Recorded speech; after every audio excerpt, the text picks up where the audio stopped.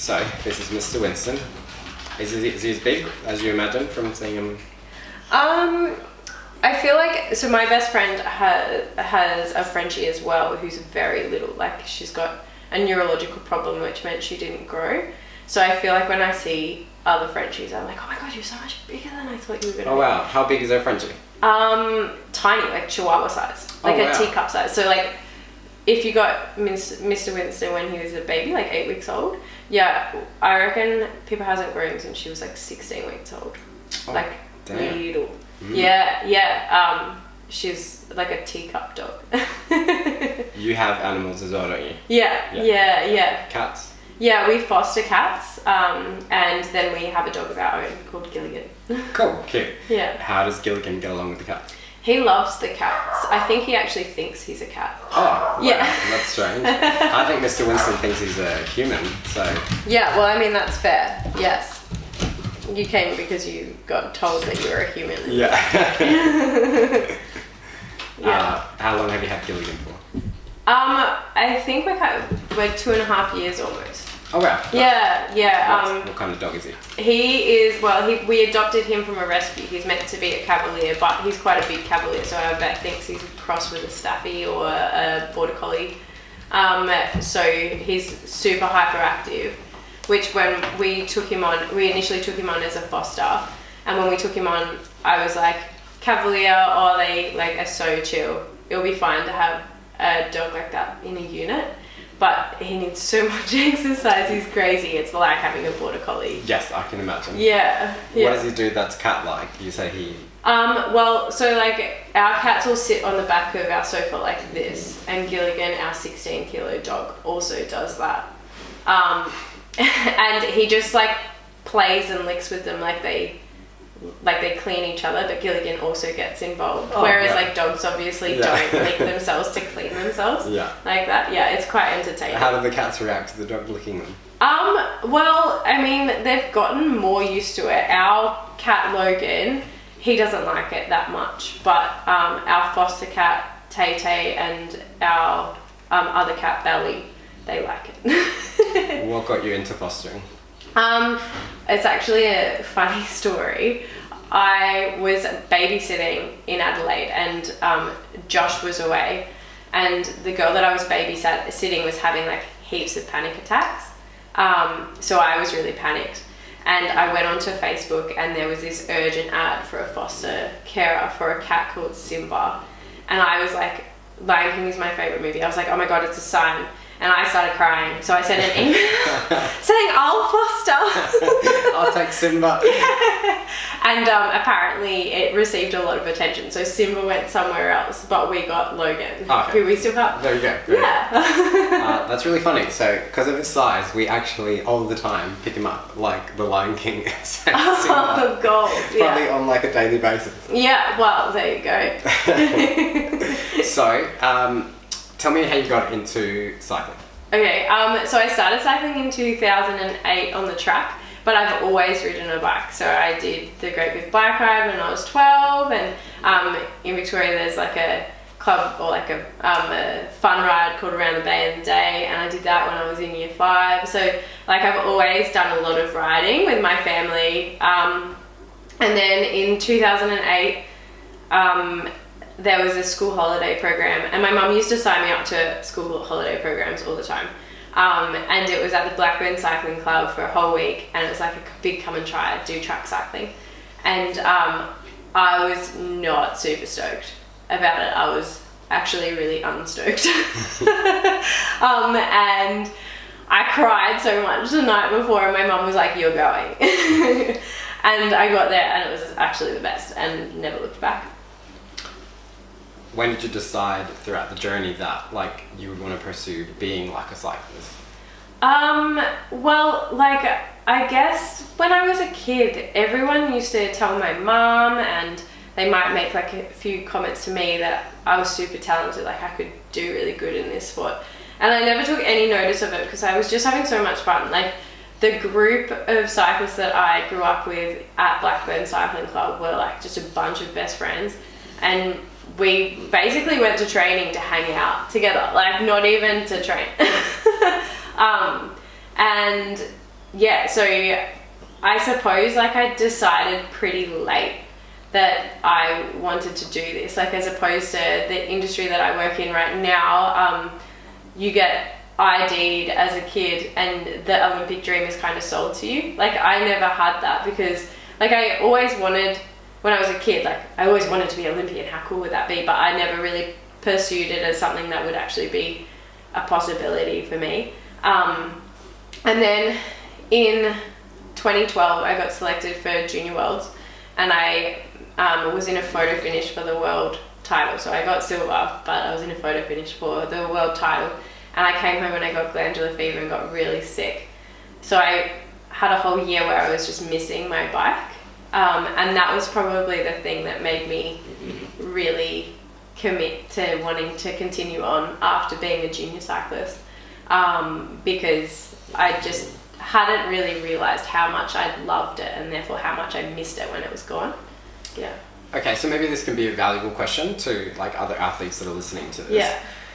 I know that lots of times when people pursue something 100% as like their thing, they become identified with the thing. So having something like glandular fever or a big challenge, in 2012 come up, how did you maybe learn to differentiate like your own self-worth, or just your own like value as a person, or just thinking of yourself as somebody beyond just a cyclist? Yeah, that's a great question. I feel like throughout my career I've had these moments where it's like a pivot point, but up until 2020 I never really had cycling taken away from me as a like someone else taking it away, so I never really was challenged in that way to see myself as identified as anything else but a cyclist.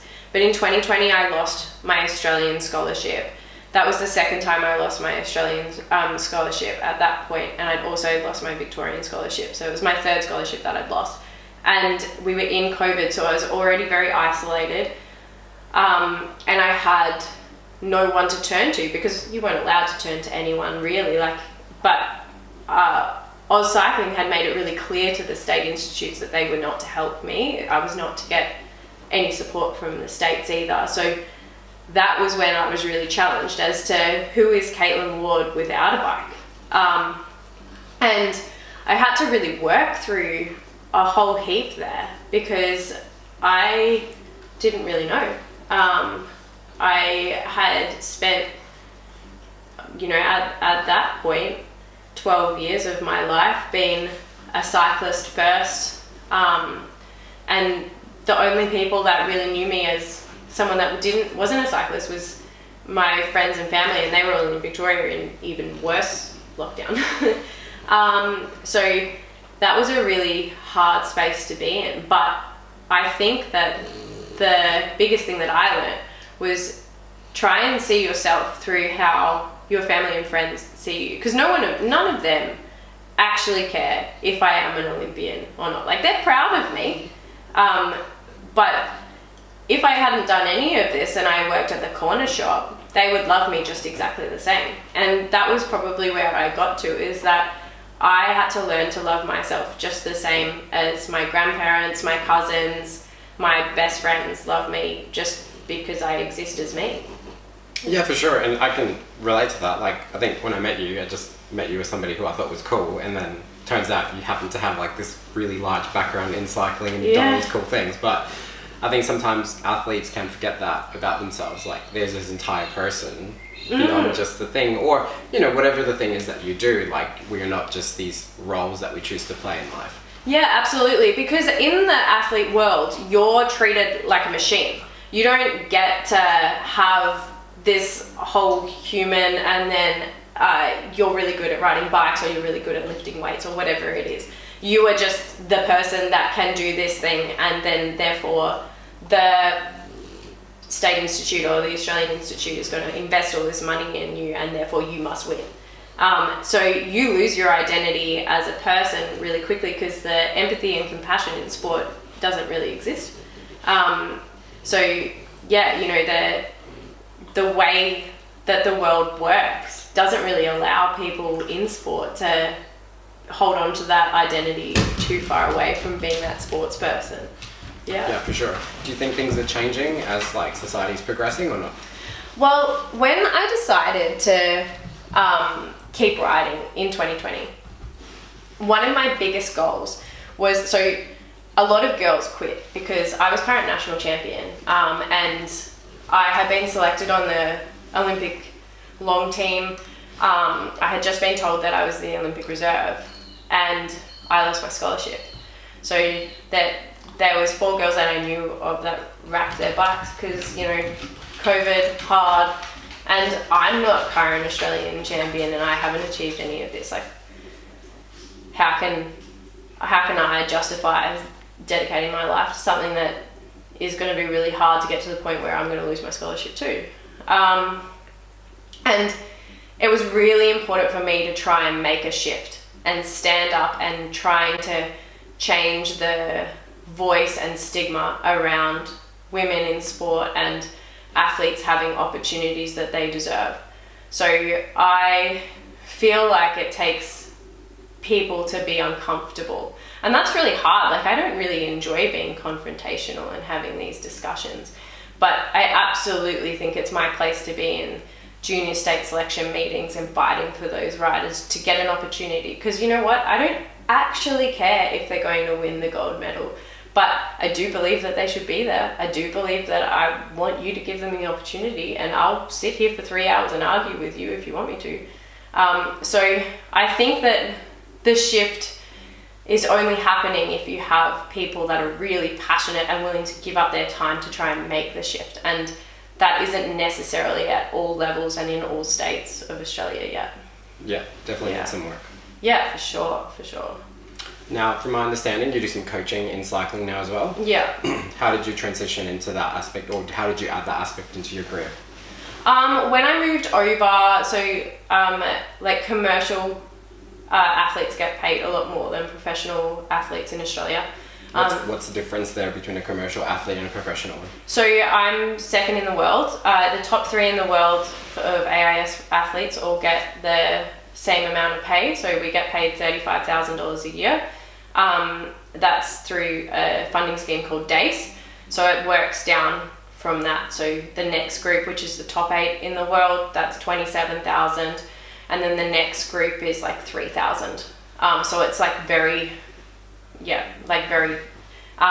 jumps. Huge jumps. And also like very different to if you say a footballer. Like, I was reading in the newspaper probably 6 months ago, and they were looking at all the different people that are getting wages. Like, from memory, I'm pretty sure like a baseline footballer gets paid about $50,000, but the top footballers get paid multiple hundreds of thousands of dollars a year. So it's obviously, like, as a commercial athlete, being a commercial athlete is viable, and you can make a living, a very comfortable living off doing that. But when I moved over, I was a podium potential athlete, so I wasn't getting that much money, and I needed to be able to make money.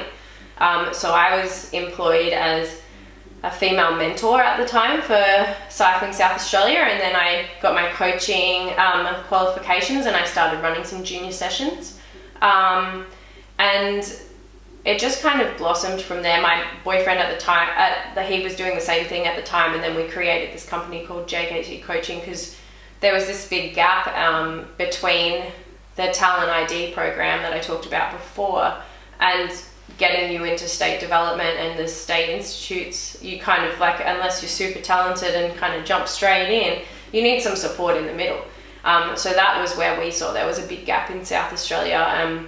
And, you know, we're really proud of what we've been able to do to create opportunities. And now we run a NRS team as well called Van Dam Racing, and we support a girls NRS team as well, Butterfields Racing. So it's just expanded over the last 6 years.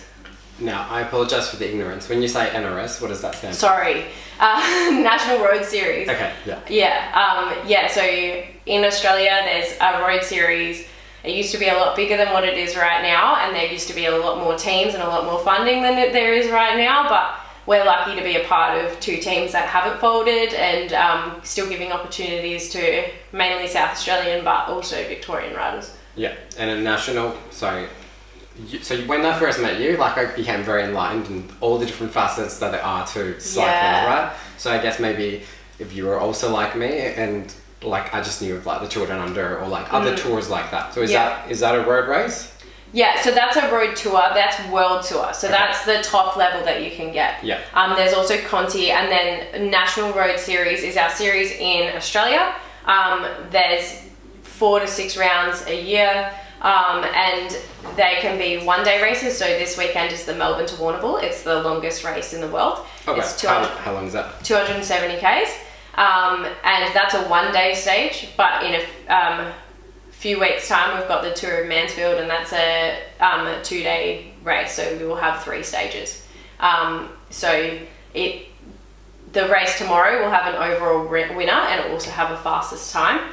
The race in Mansfield in a couple of weeks, that will have a general classification rider, so a GC. So that's like kind of the best out of all the rides.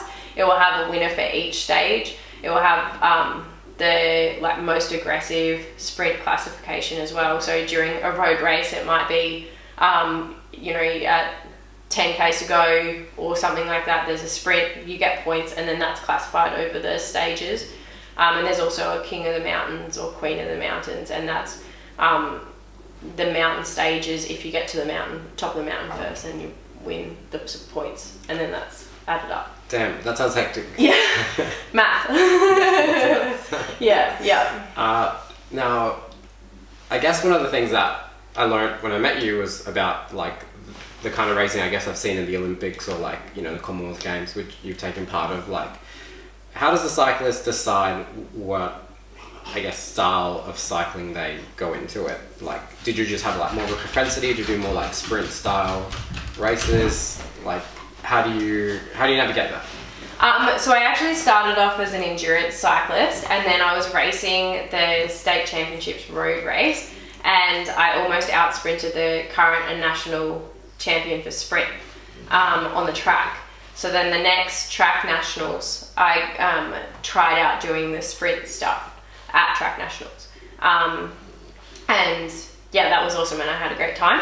And from there I got into the national talent ID for sprint, and then it kind of just rolled on from there. The opportunities for me were rolling in on sprint, and it was pretty clear that I was an average endurance rider and a less average sprinter. Okay, so I want to go deeper in that because like I've been coaching for a long time, and I think sometimes it takes like a certain level of like emotional IQ for people to realize that you can go really far if you decide to put in your efforts and the thing that you're good at versus the thing that like you're not good at. Does that make sense? So Yeah. I think everyone has these things, and for some people it's physical traits, some people it's, you know, emotional traits, you know, interpersonal skills. And people, from my observing this, don't always know when to put all of their eggs on the basket of like the thing that they can actually be really, really good at.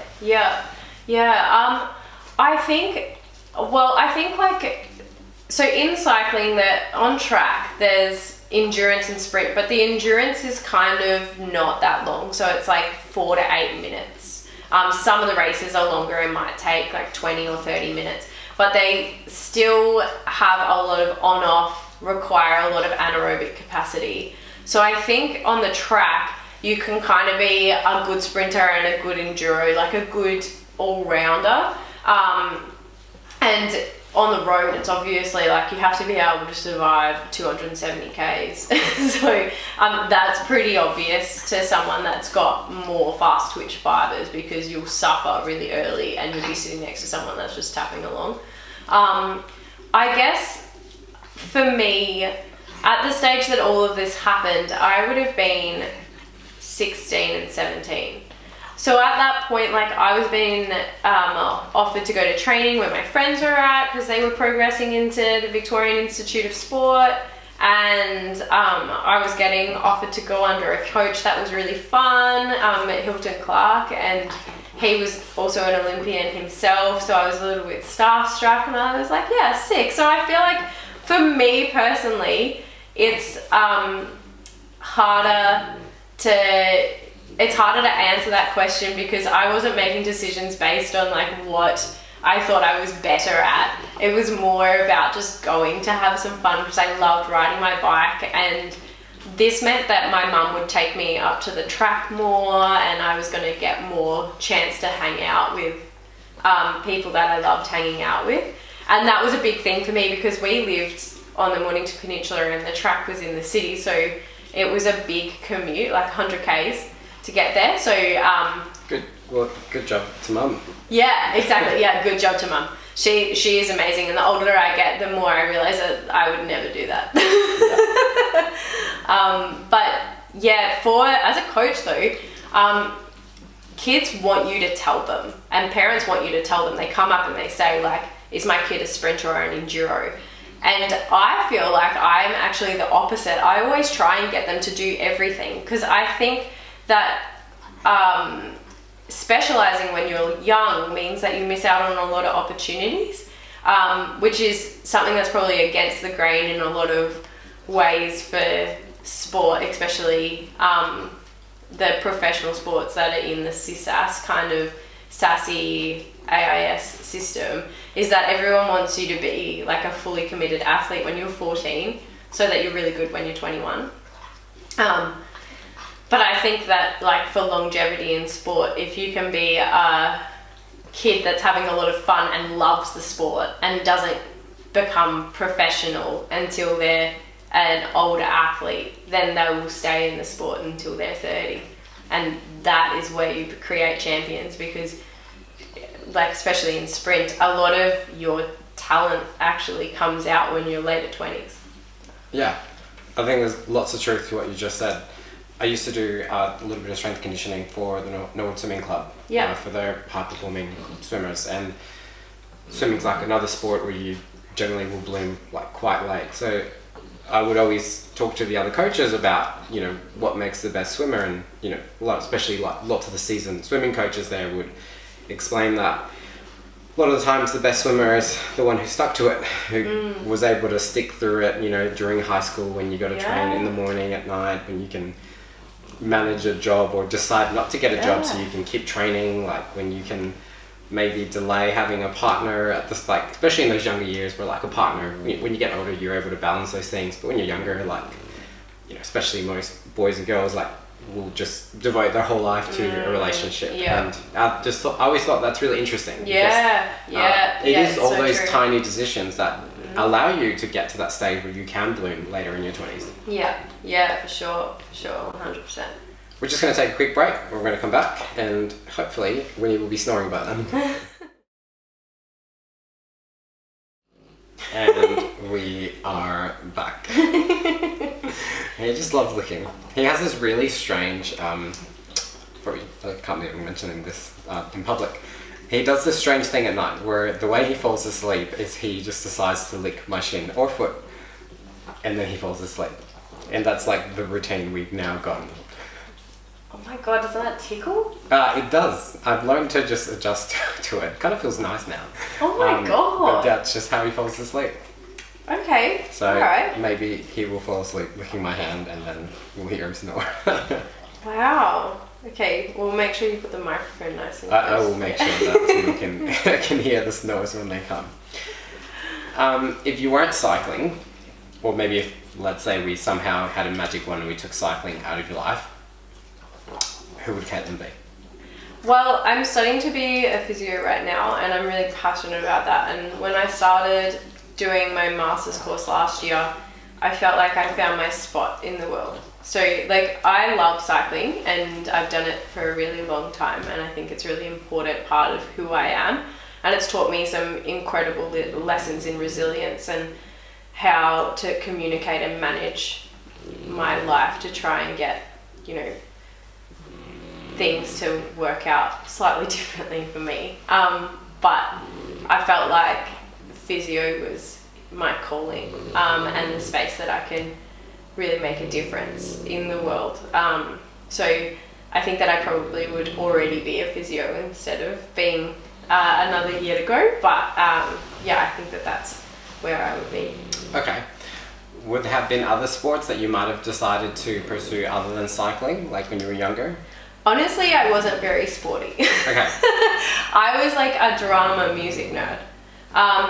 So hence why I had a bit of a temper tantrum before I went to the cycling thing. Like I cycled with my parents and my uncles and cousins and stuff, but I didn't see myself doing it as like a come and try thing.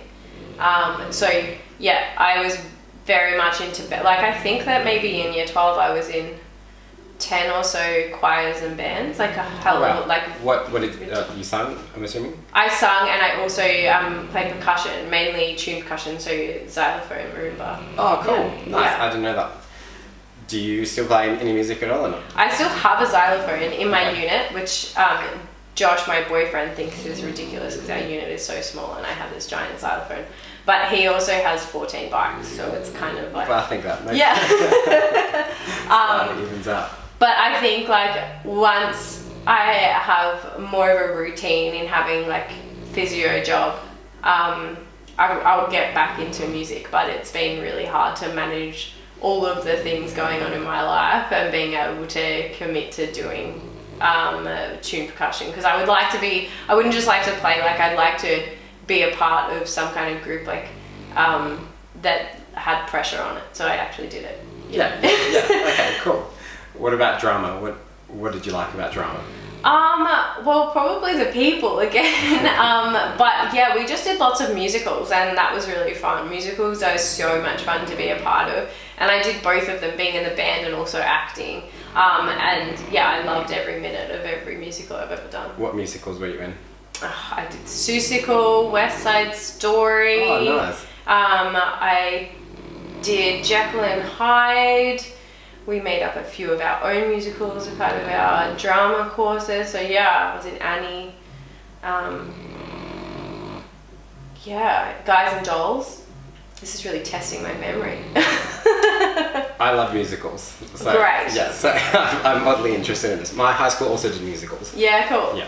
Awesome. And, have you seen the new Mean Girls musical? I have not. No, It's is it like awful. the movie? It's just really. Is there brilliant. there's an actual musical, right? Yeah. Like the movie's based off the musical? Yeah, and I haven't seen the musical live, but the movie was so awful. Well, it's probably like a long time since the original. And from my understanding, a lot of people were going into this movie not knowing it was a musical. Yeah, that was us. Yep. Yeah. So you didn't know it was a musical? No, I didn't realise, and then when I was told it was a musical, I was like, oh, this will be great. Yeah. And it was not. Yeah. Yeah, I feel like that's a bold move. Yeah, it was a Because bold lots of move. people wanted to sit like that. Movies become like a cultural Cult, icon, yeah, you know? yeah. Like, especially as time goes on, Yeah, right? Like, yeah. especially between girls, they love making references to it. But, yeah. you know, lots of times we have no idea about it, and it's like, but you hear it enough times, you go, oh, that's that Mean Girls reference. Yeah. Yeah, for sure. The new, have you seen The Joker? The Joker. Like the Batman film? Oh, yeah. So they're making a number 2, Okay. which is also going to be a musical Oh. with Lady Gaga. Wow. Harley Quinn. Okay. All right. I hope this is good. Yeah, so do I. hope But don't also, screw it up. why? Yeah. Why are you doing this? Like, make a separate thing, a musical. Yep. Yeah. So I'm crossing my fingers. and Maybe toes. they're just running out of ideas. I think so, because they keep remaking the same films. Yes. Yep. What music are you into? I am such a basic white girl, so I love like 2000s pop. Major Britney fan. Love Robbie Williams. Do you realize that like now the 2000s like that is like the 80s for other people? Yeah. How does it feel to be? Because you've just turned 30. The how big does- 30. How does it feel to enter the thriving 30s? Well, I wasn't excited about it, but we did go on a hot air balloon, and I was saying to everyone I will turn 30 to go on a hot air balloon. So I did turn 30, which probably I'm saying was more of a choice than it actually was. Like it was going to happen, but in my head it was a choice. I think, like, you know what? My 20s was full of injuries and non-selections and sexism and a whole heap of things that were really out of my control but made me have a lot of tears. And I feel like turning 30 gives me a chance to turn over a metaphorical leaf, and you know, I've got a lot of things to look forward to and I'm excited about. I guess like I find it hard because I've like not done all of the stereotypical things that women are meant to do by the time they turn 30. So I find it hard when people ask me about that kind of stuff. But at the same time, like, my mum didn't have me till she was 36. Like, I don't think that it's a crime to not be married. So yeah, I feel like there's a lot to look forward to in this decade.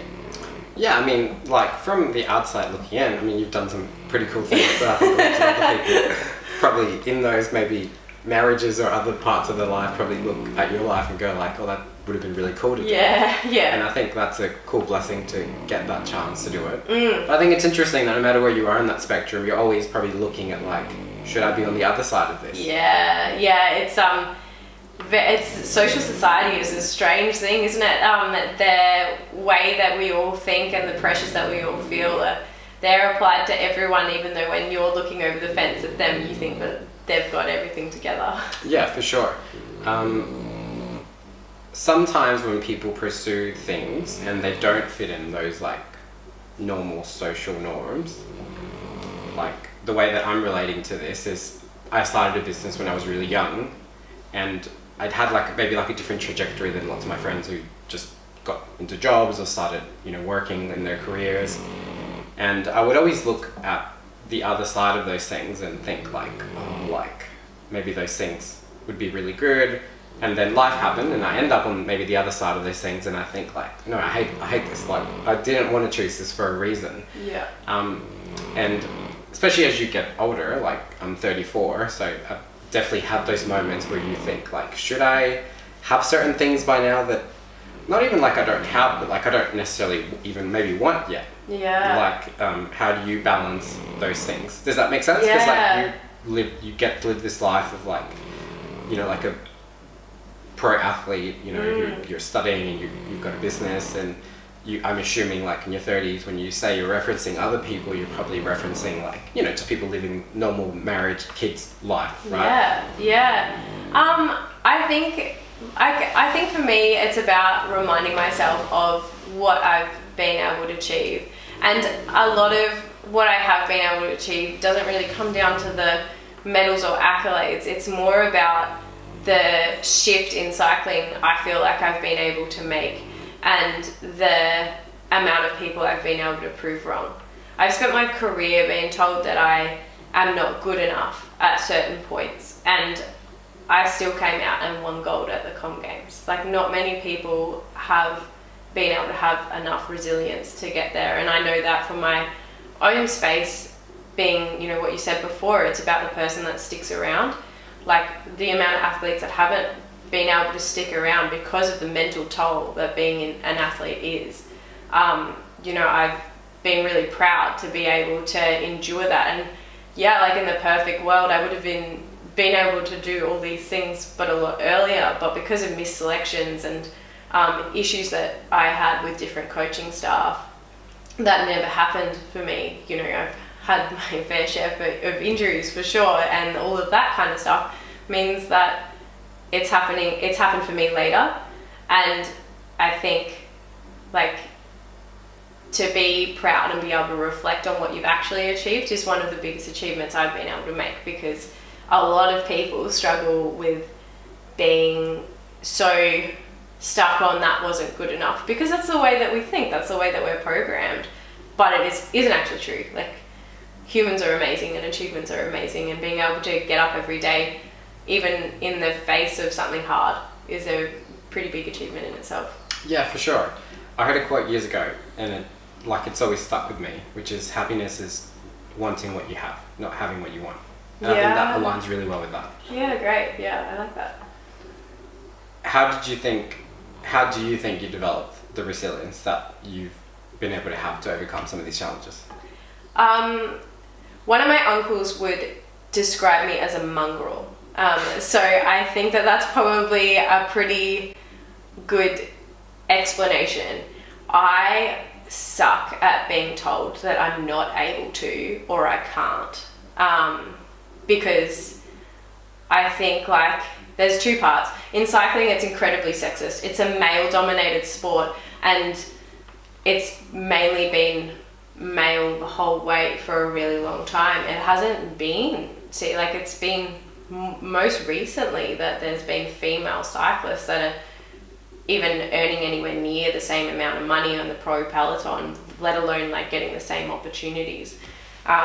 Even in the sprint program at the moment, there's 4 boys and 1 girl in Australian team. So like it's pretty male dominated still. So being a mongrel, I don't like any of that, and I don't want a male to tell me that I can and can't do anything, because it's not your place. Like, watch me.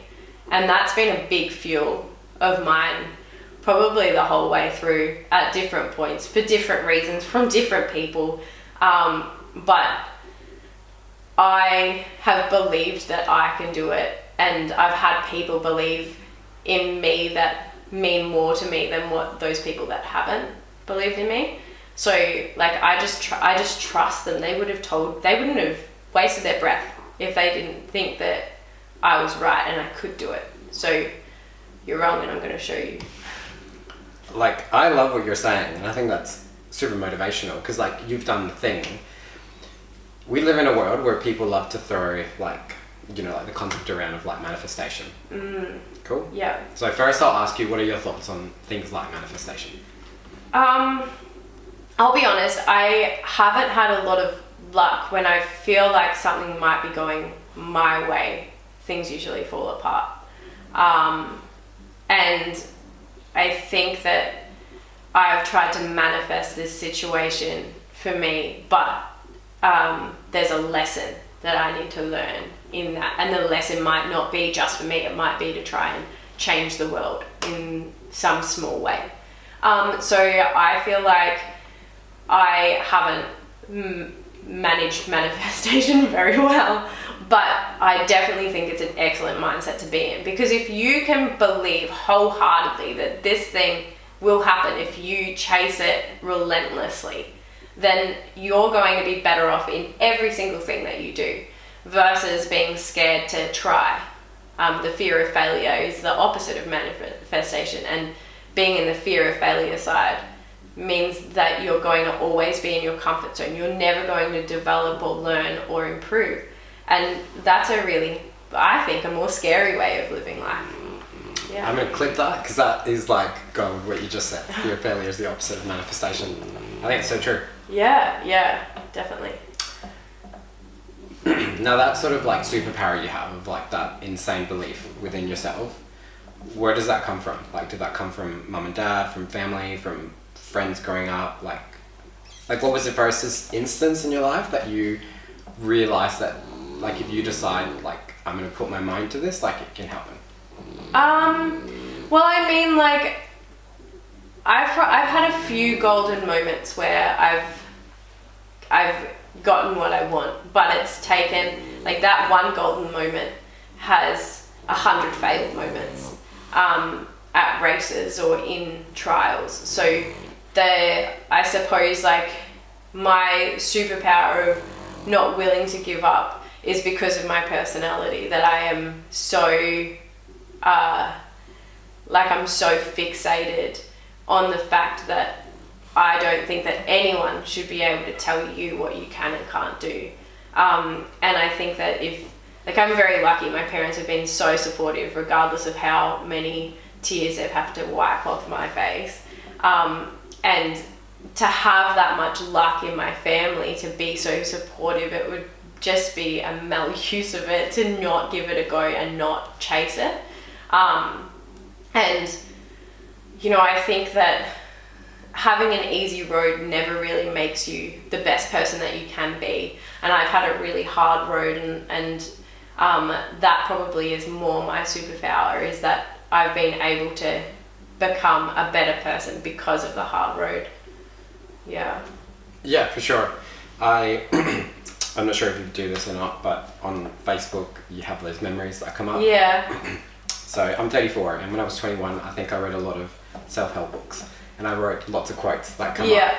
And it's funny because I reread these quotes every day that I used to post for my future self. And lots of them are really wise, but I didn't know what they meant when I was younger. Yeah. Now, the one that came up yesterday was, rough seas don't make for skilled sailors.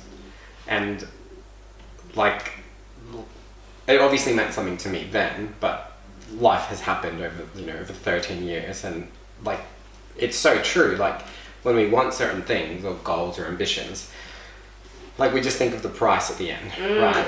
But we don't realize like that gold medal, for example, or multiple, come at like, the prize for that is hundreds of failures, and it is lots of tears, and it is, you just don't know that. Like that's like the entry price of it. Yeah. And it's almost like, not to say anyone can pay that price, but just you realize not everyone's willing to pay those prices. Yeah. And that becomes like the superpower in itself. Like, yeah. it's like, I think the unique thing about being an athlete, like the personality that you need to have to be an athlete, is that you have to be so open to criticism and critiquing in every aspect of your life, whether it's about your body fat percentage, your technique in a start on the bike, your capacity to lift, your sleep pattern, your outside hobbies. Like everything is critiqued. You have people watching you constantly, and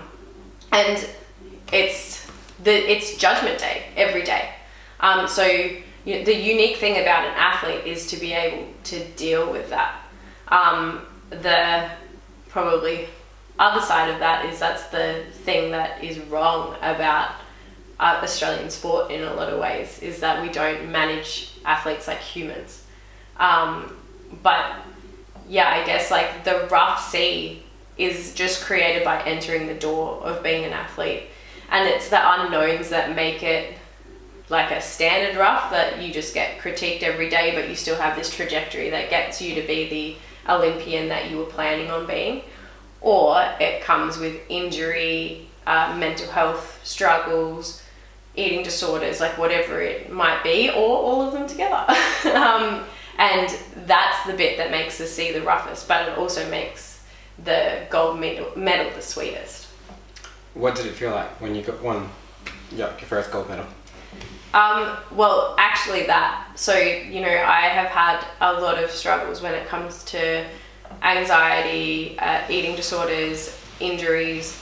You know, I have a permanent disability now because of an injury that I had in 2016. So now I have drop foot because I got crushed by a leg press. Winning the gold medal at Com Games, the first one, I think that every piece of emotion of the last, like since 2008, came out in that, because I was in so much shock, and then I was crying, and I couldn't believe how lucky I was to have had that moment, to have got that sweetest apple at the top of the tree, after everything that I had been to, that I actually got there and I actually did it.